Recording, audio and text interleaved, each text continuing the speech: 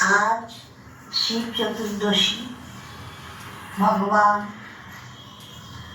শঙ্কর বা মহাদেবকে আজ ডাকবার সময়। আমরা সবাই সংসারী মানুষ, সংসারের সব কাজ করে তবে সময় পেলে ঠাকুরের কাছে যাই, ঠাকুর ঘরে যাই, আরাধনা করি। ভগবান আমাদের সংসার ধর্মে মজিয়ে রাখেন বা ভুলিয়ে রাখেন। আমরা অনেক সময় সংসারের মায়ায় ঠাকুরকে ভুলে যাই। ভগবান আমাদের পরীক্ষা করার জন্য মাঝে মাঝে বিপদেও ফেলে। তখন আমরা ভগবানের দ্বারস্থ হই, বিপদ থেকে উদ্ধার করতে বলি। ঠাকুর তখন বলেন, সংসার করছো করো, কিন্তু কিছুক্ষণের জন্য হলেও আমায় আরাধনা করো, এতে কিন্তু মঙ্গলে হবে। ভক্তি ভরে ঠাকুরকে ডাকলে ঠাকুর তোমার পাশে নিশ্চয়ই আসবে এবং বিপদ থেকে উদ্ধার করবেন। এমনই একটি কাহিনী এখন বলবো। বাবা তারকনাথের চলচ্চিত্রের একটি গানের মাধ্যমে। ঠাকুরের প্রতি অসীম ভক্তি থাকলে ঠাকুর অবশ্যই তার কান্নায় সাড়া দেন। স্বামীকে সাপে কামড়েছিল, সর্প দংশনে সে প্রায় মৃত্যুশয্যায়। তখন তার মৃত্যু হয় অনেক ওঝাও এসে কিছু করতে পারল না। কিন্তু ঘরের লক্ষ্মী বা স্ত্রী এসে সেই ক্ষোভ উকড়ে দিয়ে এবং তাকে মৃত্যুর হাত থেকে বাঁচিয়েছিলেন। সেই ব্যাপারে আমি একটি গান গাইছি। তুমি পাথর নাকি প্রাণ ভগবান, তুমি আছো কিনা করো তা প্রমাণ।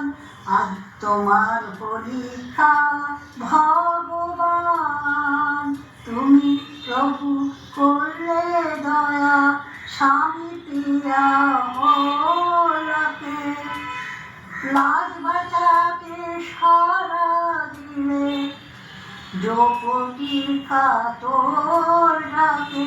কেন আমার বেলায় পাথর তুমি, কেন হে প্রসাদ? আজ তোমার পরীক্ষা ভগবান, তুমি পাথর নাকি প্রাণ, বলো ভগবান, তুমি আছো কিনা করো তা প্রমাণ। আজ তোমার পরীক্ষা ভগবান,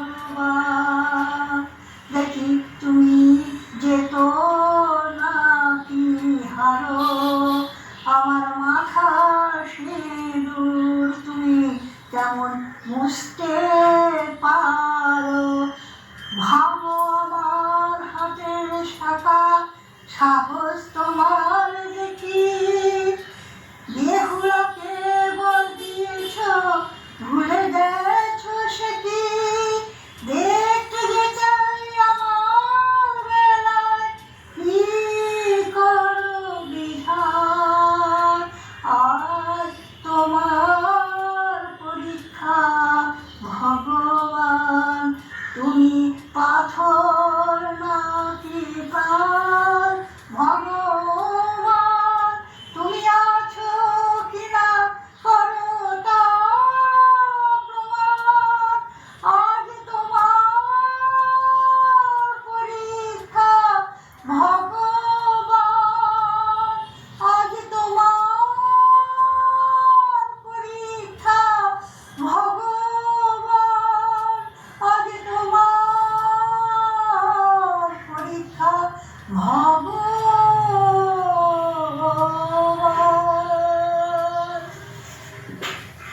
এইভাবে গান করতে করতে সে মূর্ছা গেছেন, অথচ কেউ তাকে উঠাতে পারছে না। এমন সময় শিব ঠাকুরের সিংহাসন থেকে একটি ফুল তার মাথায় পড়ে, আশীর্বাদ স্বরূপ। সেই ফুল হাতে নিয়ে তার স্বামীর কাছে গিয়ে মাথায় এবং মুখে স্পর্শ করে এবং সঙ্গে সঙ্গে দেখা যায় যে স্বামীর প্রাণ ফিরে এসেছে, পুনর্জীবিত হয়েছেন তিনি। তখন তিনি বিশ্বাস করেন যে ঠাকুর আছে, আমার ঠাকুর আছে, আমার ঠাকুর আছে।